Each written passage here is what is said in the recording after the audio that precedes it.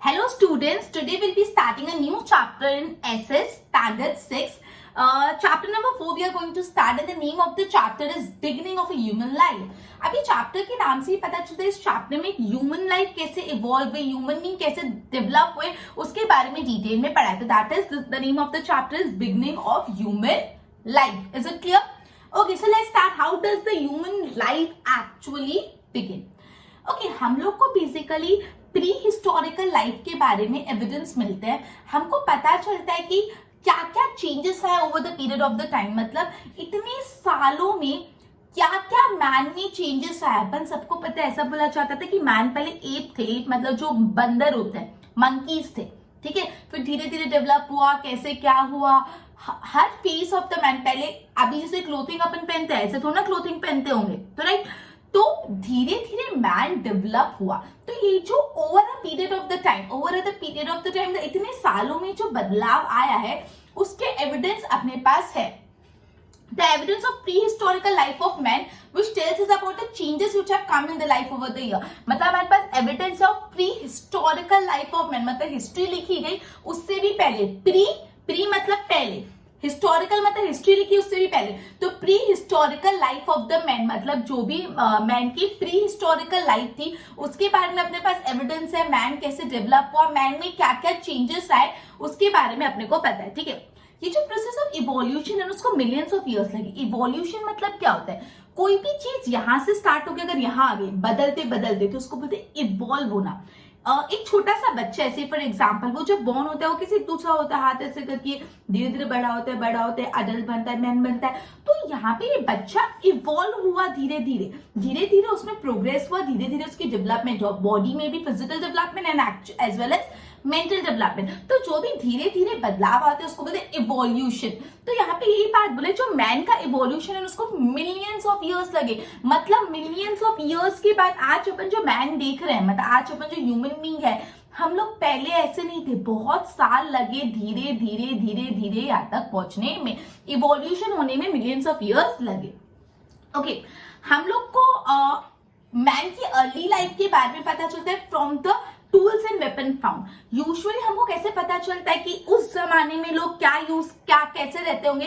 तो उस जमाने के जो टूल्स और वेपन्स है उससे यूजुअली पता चलता है कि वहां के टाइम के लोग कैसे रहते होंगे. तो ये इंपॉर्टेंट है कि we get to know about the life of the early man from the tools and weapon found. ठीक है, पुराने जमाने के लोगों के, पुराने टाइम के मैन की लाइफ के बारे में हमको पता चलता है from the tools and weapon found. वहां पे किस टाइप के टूल्स मिल रहे हैं, किस टाइप के वेपन्स मिल रहे हैं, उससे पता चलता है किस टाइप की जिंदगी वो वहां पे जीते थे, कैसे वेसल्स है, कौन से इक्विपमेंट्स यूज कर रहे हैं वो लोग, बो एंड एरो है, तलवार है, कौन से टूल्स है, कौन से वेपन्स है. इन सबसे अपन को पता चलता है कि किस टाइप की जिंदगी वो वहां पे जी रहे होंगे.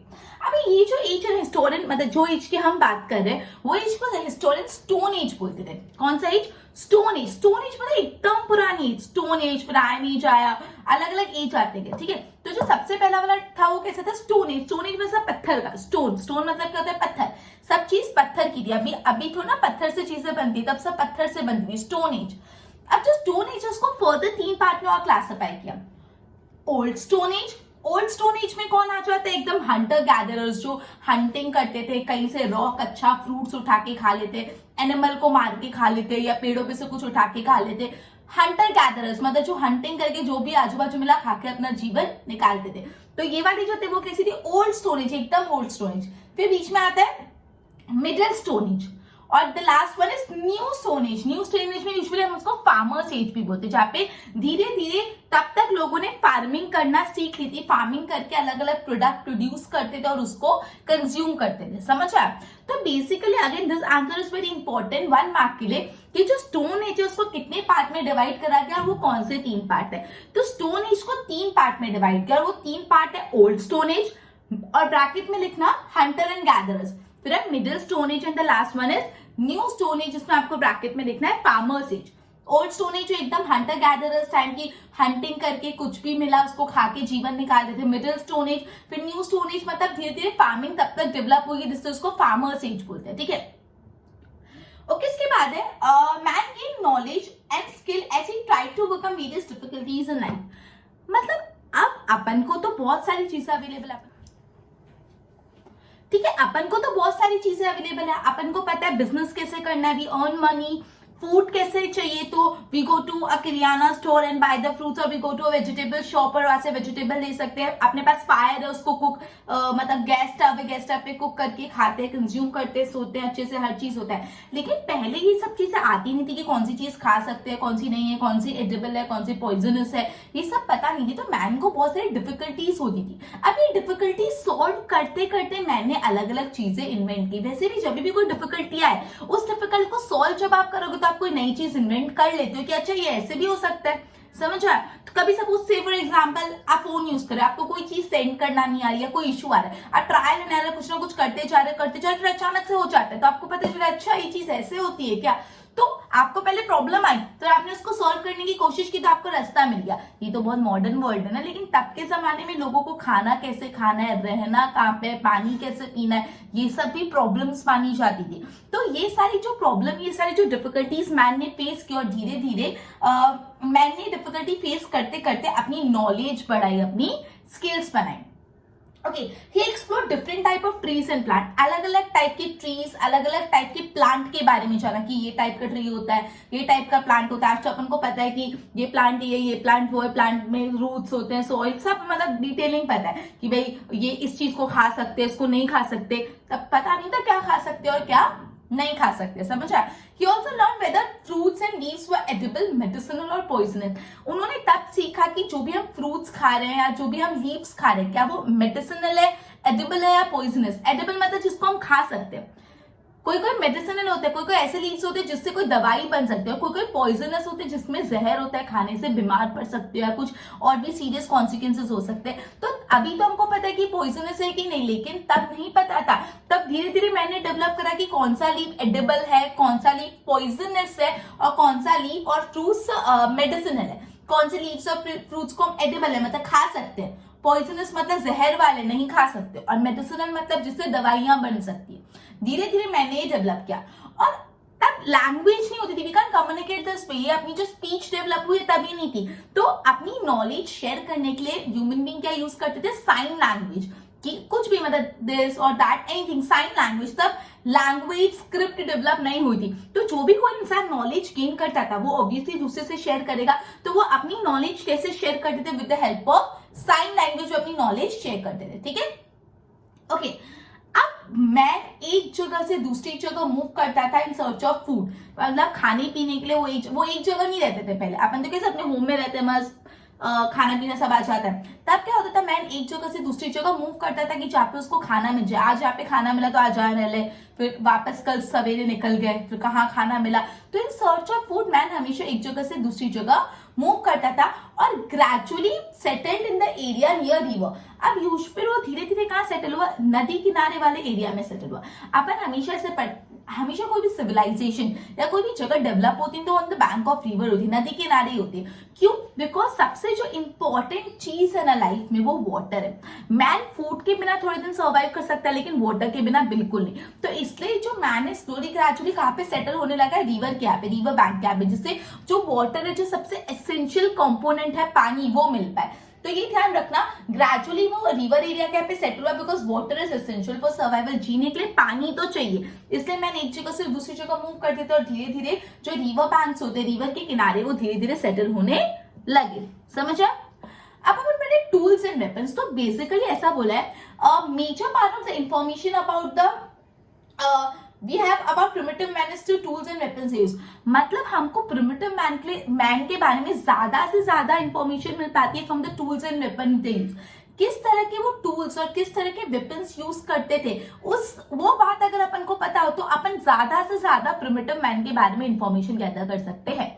और भी टूल्स और वेपन्स को पढ़ेंगे। पहले एक बार अभी मैंने कितना करा है वापस से रिवाइज करा रही हूँ। अपने चैप्टर स्टार्ट किया, अपने चैप्टर में पहले ये स्टार्ट किया कि जो प्री हिस्टोरिकल लाइफ है मैन की, उसमें बहुत सारे बदलाव आए और उसके एविडेंस अपने पास अवेलेबल है। फिर ये जो इवोल्यूशन है ऑफ ह्यूमन बीइंग, उसको millions of year, human being धीरे धीरे इवॉल्व होते हुए मिलियंस ऑफ ईयर्स उसको लगे, ठीक है। उसके बाद हम लोग को अर्ली मैन के बारे में इंफॉर्मेशन मिल सकती है from tools and weapons use. वो किस टाइप के टूल यूज करते हैं, किस टाइप के वेपन यूज करते हैं, उससे हमको ज्यादा से ज्यादा इंफॉर्मेशन मिल पाती है अपॉन अर्ली मैन। और हम जिस एज की बात करें, जिस टाइम पीरियड की बात करें, उसको बोलते हैं stone age. Stone as again 3 type में डिवाइडेड है, ये इंपॉर्टेंट आंसर है। First in old stone as, bracket में लिखना हंटर एंड गैदरर, फिर middle stone age and the last one is new stone age और ब्रैकेट में लिखना फार्मर्स एज। अब मैन को स्लोली ग्रेजुअली बहुत सारी डिफिकल्टीज आई और ये डिफिकल्टीज को सॉल्व करते करते मैन ने अपनी नॉलेज और मैन ने अपनी स्किल को एनहांस किया। उन्होंने अलग अलग ट्रीज, अलग अलग प्लांट एक्सप्लोर किए, जाने। ओके, उन्होंने ये भी सीखा कि कौन सा फ्रूट और कौन सा लीफ एडिबल है, कौन सा पॉइजनस और कौन सा मेडिसिनल है, कौन सा लीफ और फ्रूट एडिबल है, पॉइजनस और मेडिसिनल। एडिबल मतलब मैंने आपको बताया जिसको खा सकते हैं, पॉइजनस मतलब जिसमें जहर होता है, मेडिसिनल मतलब जिसको दवाई के तौर पे यूज कर सकते हैं। मैन अपनी नॉलेज दूसरे से कैसे शेयर करता था? With the help of sign language, because सब स्क्रिप्ट लैंग्वेज नहीं थी, तो एक इंसान अपनी नॉलेज दूसरे इंसान तक शेयर करता था with the help of sign language. ठीक है, फिर मैन एक जगह से दूसरी जगह मूव करते थे in the search of food और स्लोली ग्रेजुअली वो रिवर के एरिया क्या पे सेटल होते थे, बिकॉज वहां पे पानी था और पानी इज द मेन एलिमेंट, सबसे एसेंशियल है अब सर्वाइवल के लिए। फिर अपन ने टूल्स और वेपन पढ़ा। टूल्स और वेपन में अपन ने ये पढ़ा कि अगर अपन को अर्ली मैन कौन सा टूल और वेपन यूज करता है वो पता चल जाए तो अर्ली मैन के बारे में मैक्सिमम ज्यादा से ज्यादा इंफॉर्मेशन हम गैदर कर सकते हैं। क्लियर? अभी तक अपन ने इतना पढ़ा, एक बार मैं इतना बोर्ड से गो थ्रू करवाती हूँ फिर आगे करते हैं। Okay, Gujarat Board SS Chapter 4 Standard 6 Beginning of Human Life. There are evidence of prehistorical life of man which tells us about the changes which have come in life over the year. The process of evolution of man has taken millions of years. Man को evolve होने में millions of years लगे. We get information about the early life of men from the tools and weapons found. The age has been named as क्या नाम दिया? Stone Age नाम दिया historian ने। अब ये स्टोन एज है फर्दर 3 पार्ट में डिवाइडेड है। ओल्ड स्टोन एज जिसको हम हंटर एंड गैदरर्स बोलते हैं, फिर middle stone age and the last one is new stone age जिसको हम फार्मर एज बोलते हैं। मैन के knowledge and experiences is tried to overcome the difficulties in life. जो भी उनको लाइफ में डिफिकल्टीज आ रही थी वो ओवरकम करते करते मैन ने अलग अलग नॉलेज और स्किल गेन की। He explored different trees and plants. उसने अलग अलग टाइप के ट्रीज और प्लांट एक्सप्लोर किया। He also learned whether the fruits and leaves were edible. कौन से एडिबल थे, कौन से पॉइजनस थे, and the which one were medicinal. To share his knowledge he develop sign language. ध्यान रखना, अपनी नॉलेज उन्होंने कैसे शेयर की? With the help of sign language. He moved from place to place in search of food and gradually settled near river. क्यों? Because water is essential for survival. ऐसा भी पूछ सकते हैं क्यों river के यहाँ पे settle हुए? Because जो water है वो सबसे ज्यादा essential है for survival.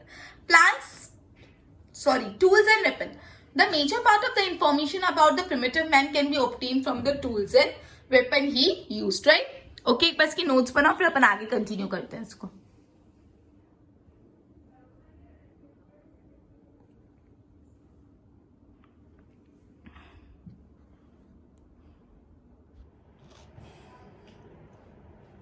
ओके, अब जो अलग अलग टाइप के टूल यूज होते थे, अपन ने ये पढ़ा कि जो भी टूल्स मैन यूज करते थे उससे बहुत ज्यादा इंफॉर्मेशन मिलती थी about the primitive and the early man. तो ये जो प्रिमिटिव अर्ली मैन होते थे बहुत अलग अलग टाइप के टूल्स यूज होते थे। कुछ टूल्स स्टोन से बने हुए होते थे, कुछ स्टोन वुड से बने हुए होते थे, कुछ टूल्स बोन से बने हुए होते थे, and there were different type of tools use for different activity. अलग अलग एक्टिविटी के लिए अलग अलग टाइप के टूल्स और वेपन्स यूज होते थे। कुछ वेपन्स और टूल्स वुड से बने हुए होते थे, कुछ टूल्स और वेपन्स स्टोन से बने हुए होते थे, कुछ टूल्स और वेपन्स बोन से बने हुए होते थे, और अलग अलग एक्टिविटी के लिए अलग अलग टूल्स और वेपन यूज होते थे। ठीक है, the variety of tool indicate the kinds of activity early man were doing. मतलब जितने ज्यादा वैरायटी ऑफ टूल उससे पता चलता था कि अर्ली मैन कितने टाइप के एक्टिविटी कर रहे हैं। अगर पुराने रेमिनेंस से बहुत सारे टाइप के टूल्स मिल रहे, मतलब उस टाइप के जो जमाने के लोग हैं, उस एरिया में जो लोग रहते थे बहुत अलग अलग एक्टिविटीज करते थे। तो जितने ज्यादा टूल उतनी ज्यादा एक्टिविटी, तो जितने नंबर ऑफ जितनी वैरायटी ऑफ टूल उससे पता चलता है कितनी variety of activities carry out हो रही थी। ठीक है, जैसे कुछ टूल कटिंग और क्रशिंग के लिए यूज होते थे, कट करना, क्रश करना। Some are used for bows and arrows. Bows and arrow पता है, वो बो और एरो जिसको अपन बोलते हैं, उसके लिए यूज होते थे। एंड सिर्फ हंटिंग के लिए नहीं, भी काफी ऐसे टूल्स थे जो हट्स बनाने के लिए, शेल्टर बनाने के लिए, हैमर से हट और शेल्टर बनाने के लिए यूज होते थे। मतलब टूल्स एंड वेपन्स के टॉपिक में अपन ने ये पढ़ा कि अपन को अर्ली मैन के बारे में ज्यादा से ज्यादा पता चल सकता है from the tools and weapons they were using. जिस प्रकार की टूल्स और वेपन्स वो यूज कर रहे उस प्रकार उससे हमन को पता चलता था कि अर्ली मैन की लाइफ कैसी थी। ठीक है, अब बोला है कि जो टूल्स और वेपन्स थे अलग अलग चीजों से बने हुए थे, वुड से बने हुए होते थे, बोन से बने हुए होते थे, स्टोन से बने हुए होते, अलग अलग टाइप से बने हुए होते थे। एंड अलग अलग एक्टिविटी के लिए अलग अलग टूल्स यूज होते थे, ठीक है। तो जितनी वेराइटी ऑफ टूल्स उतनी वेराइटी ऑफ एक्टिविटी वो करते थे, जितने ज्यादा टूल्स उतनी ज्यादा एक्टिविटी, मतलब जितने वैरायटी ऑफ टूल्स है उससे पता चलता था कि उस टाइम पे लोग कितने वैरायटी ऑफ एक्टिविटी करते थे। ये जो टूल्स और वेपन्स है उससे कटिंग क्रशिंग होती थी, कट करना, क्रश मतलब घोलना, क्रश करना, बोज एंड एरोज बनते थे। इवन सिर्फ हंटिंग का काम नहीं, इवन जैसे इससे अलग अलग टूल्स बनते थे, जैसे घर बन सकता था, शेल्टर बन सकता था, हट्स बन सकते थे, जैसे हैमर भी टूल और वेपन जो स्टोन बोन्स और इन सबसे बनता था। अब नेक्स्ट टॉपिक है जो बहुत ही important, discovery of fire. Fire की डिस्कवरी के बारे में बोला है कि जो भी आर्कियोलॉजिस्ट मतलब जो पुराने रिमेन्स के बारे में हमको बताते, खोद काम करके आर्कियोलॉजिस्ट बोलते हैं उसको। तो जो भी आर्कियोलॉजिस्ट है उन्होंने ना देखा जो भी अर्ली मैन का शेल्टर है, जो भी अर्ली मैन जहाँ पे रहते हैं उनके जो रेमिनेंस है, उनके जो रिमेन्स है, उससे हमेशा अपन को एशेस मिलती है। एशेस मतलब जब वो आग चलाते हैं तो जो राख बच जाती है उसको एशेस बोलते हैं। तो एशेस से अपन को ये पता चलता है कि अर्ली टाइम से ही फायर का इन्वेंशन हो गया था, ठीक है। तो यहाँ पे बोला आर्कियोलॉजिस्ट जब भी कोई अर्ली मैन के शेल्टर का रेमिनेंस देखते हैं, रेमिनेंस मतलब उनकी जो बची कुछ चीजें रिमेन्स देखते हैं, तो उसमें हमेशा एशेस दिखते हैं। एशेस मतलब राख, जब भी कोई चीज को जलाते हैं, आग डालते हैं तो उससे एशेस निकलते हैं। तो एशेस से ये प्रूफ होता है कि उस टाइम फायर का इन्वेंशन हो गया था। ओके, अभी फायर किस किस चीज के लिए यूज होती है, ये इंपॉर्टेंट आंसर है। फायर यूज होती है to cook food, obviously fire से ही कुक फूड होता है। And then to protect the from the wild animal. पहले के जमाने में लाइट्स वाइट्स होते थे, जंगल में जब वो जाते थे और जो वाइल्ड एनिमल आ जाते थे तो उससे प्रोटेक्ट करने के लिए क्या यूज होते थे, फायर का ऐसे लेके जाते थे हाथ में, और वो आग देख के जो वाइल्ड एनिमल है वो डर के वापस जंगल में चले जाते थे और ह्यूमन बीइंग को हार्म नहीं पहुंचाते थे। तो ये जो फायर का यूज होता था, जो protect from the wild animals के बचने के लिए भी फायर यूज होती थी। एंड ऑल्सो फॉर वार्म, गर्माश के लिए, अपन को पता है ठंड होती है तो अपन आग से सेक करते हैं, तो फॉर वार्म। तो ये बहुत ही इंपॉर्टेंट आंसर है कि फायर किस किस चीज के लिए यूज होता था। तो फायर पहली बात कुकिंग के लिए यूज होता था, then to protect from the wild animal से बचने के लिए यूज होता था, एंड टू गिव वार्मथ के लिए भी यूज होता था। ये बहुत ही इंपॉर्टेंट है। फायर 3 चीजों के लिए यूज होता था, टू कुक फूड, ऑब्वियसली खाना बनाने के लिए, and then to protect from the wild animal से बचने के लिए, and also for warmth and light, warmth और लाइट के लिए भी यूज होता था। ओके, अब अपन पढ़ने वाले इन्वेंशन ऑफ व्हील के बारे में। अपन ने टूल्स और वेपन्स के, पहले अपन ने इंट्रोडक्शन पढ़ा, फिर टूल्स और वेपन्स के बारे में पढ़ा, फिर डिस्कवरी ऑफ फायर पढ़ा, अब डिस्कवरी ऑफ व्हील। अब ये बात सुनना, ये जो डिस्कवरी ऑफ व्हील है वो सबसे इंपॉर्टेंट या सबसे रिवॉल्यूशनरी इन्वेंशन माना जाता है हिस्ट्री में। हिस्ट्री का सबसे इंपॉर्टेंट, सबसे महत्वपूर्ण और रिवॉल्यूशनरी, जिसने पूरा हिस्ट्री का नक्शा ही बदल दिया, वो माना जाता है इन्वेंशन ऑफ व्हील। जो व्हील आपको पता है, व्हील, ठीक है, जिसको व्हील, तो व्हील की इन्वेंशन सबसे इंपॉर्टेंट और रिवॉल्यूशनरी इन्वेंशन माना जाता है। Now this is very very very important for filling the blanks और 1 मार्क, कि कौन सा इन्वेंशन सबसे रिवॉल्यूशनरी और सबसे इंपॉर्टेंट माना जाता है। तो इन्वेंशन ऑफ व्हील, क्या the dash is considered as most revolutionary and important invention, तो इन्वेंशन ऑफ व्हील, ठीक है। व्हील से क्या हुआ, अलग अलग मोड्स ऑफ ट्रांसपोर्टेशन बनने लगे और ट्रांसपोर्टेशन फास्टर होने लगा। जैसे पहिया, व्हील डिस्कवर हुआ तो व्हील से बलक कार्ट, काउ कार्ट और हॉर्स कार्ट, सब अलग अलग टाइप के कार्ट बनने लगे, साइकिल्स और ये सब चीजें अलग अलग बनने लगी। तो जैसे व्हील बना तो ट्रांसपोर्टेशन कैसा हो गया, इजियर और फास्टर हो गया, और इससे लोगों का, मैन का वे ऑफ लिविंग में भी काफी बदलाव आ गया, ठीक है। तो इन्वेंशन ऑफ व्हील अपना कंप्लीट हुआ। इन्वेंशन ऑफ व्हील ये बोलता है कि जो व्हील का इन्वेंशन, जो पहिए का इन्वेंशन, तो जो इन्वेंशन ऑफ व्हील है सबसे इंपॉर्टेंट और सबसे रिवॉल्यूशनरी इन्वेंशन ह्यूमन हिस्ट्री में माना जाता है। व्हील डेवलप होने से जो अलग अलग मोड ऑफ ट्रांसपोर्टेशन है वो इजियर हो गए और बहुत ज्यादा फास्टर हो गए, और ठीक है, इससे मैन के वे ऑफ लाइफ जीने के तरीके में भी बदलाव आया। And the last one is cattle rearing. तो जो हंटर और गैदरर्स थे, जो हंटर गैदरर्स थे, वो अराउंड मिडिल स्टोन एज में अलग अलग एनिमल्स को रियरिंग करते थे, डोमेस्टिसाइज करते थे। और व्हील का इन्वेंशन की बात तो क्या हुआ, वो जो एनिमल्स होते हैं उनकी कार्ड भी बना सकते थे व्हील अटैच करके, ठीक है। तो कैटल रियरिंग में ऐसा बोला कि यूजुअली जो मिडिल स्टोन एज, ऐसा माना जाता है कि मिडिल स्टोन एज में जो हंटर गैदरर्स थे उन्होंने एनिमल का रियरिंग करना और एनिमल को कैसे डोमेस्टिसाइज करते हैं वो करना सीखा, और धीरे धीरे व्हील के इन्वेंशन से एनिमल्स को in the form of wheel, ये जो एनिमल कार्ट की तरह यूज करना चालू करा। तो बेसिकली अपन ने पढ़ा जो टूल्स एंड वेपन्स है वो अलग अलग के, कोई टूल्स वुड से बने हुए, कोई स्टोन से, कोई बोन से, अलग अलग एक्टिविटी के लिए अलग अलग टूल्स। तो जितना वेराइटी ऑफ टूल्स उतनी वेराइटी ऑफ एक्टिविटीज, राइट। अब ये जो टूल्स है कटिंग के लिए यूज होता था, क्रशिंग के लिए यूज होता था, बोस एंड एरो के लिए यूज होता था, इवन ये हंटिंग पर्पस के अलावा हैमर बनाने के लिए, जिससे हट्स एंड शेल्टर बनते हैं, उसके लिए भी यूज, ठीक है। तो ये डिस्कवरी ऑफ फायर बहुत इंपॉर्टेंट है। और ये डिस्कवरी ऑफ फायर अपन को कैसे पता चला कि पुराने अर्ली मैन भी फायर यूज करते थे, बिकॉज जो भी अर्ली मैन के रेमिनेंस थे उसमें एशेस फाउंड होती थी। एशेस ये सजेस्ट करता है कि फायर यूज होता था। फायर किस किस पर्पस के लिए यूज होता था? To cook food, to protect from wild animal and also to provide warmth and light. फिर डिस्कवरी ऑफ व्हील, तो ये जो व्हील का इन्वेंशन है सबसे इंपॉर्टेंट और रिवोल्यूशनरी इन्वेंशन माना जाता है। व्हील के इन्वेंशन से ट्रांसपोर्ट ईजियर भी हो गया और फास्टर भी हो गया, और लोगों के जो वे ऑफ लाइफ है, रहने के तरीके में भी बहुत बदलाव आया। कैटल रियरिंग में अपन ने ये पढ़ा, जो मिडिल एज के दौरान जो यूजुअली हंटर गैदरर्स थे, उन्होंने एनिमल का रियरिंग और एनिमल को डोमेस्टिकेट करना सीखा। और व्हील के इन्वेंशन के बाद ये एनिमल की कार्ट की फॉर्म में भी यूज होने लग गया। तो अपन ने अभी तक इतना पढ़ा। ओके, एक बार मैं इतना बोर्ड से गो थ्रू करवाती हूँ, बोर्ड पे ध्यान दो। Okay, so the different tools were used, which were made up of stone, wood and bones, which were used for different activity. The variety in tools also indicate the kind of activity early men were engaged in. Out of the various tools, some were used for cutting, some were used for crushing, some were used for bows and arrow. Apart from hunting, tools like hammer were also used for making huts and shelter. Now, discovery of fire. Whenever the archaeologists have found remnants of early men's shelter, evidence of ashes भी have found. हमेशा ashes भी मिलते हैं. By this we come to know that early man has learned the use of fire. Fire was used for to cook raw food, to protect from wild animal and also for warmth and light. ये बहुत important है, मैं बहुत बार बोल चुकी हूँ. Now, invention of wheel. The invention of wheel is believed to be most important and revolutionary invention in the history of mankind. Discovery of wheel made various modes of transportation faster and easier, and also brought a major change in the way of life. Now, cattle rearing. Hunter and gatherer must have started rearing and domesticating animal by Middle Stone Age. After wheel, men use animal for transportation also. Okay? तो एक बार इसकी notes बनाओ अच्छे से.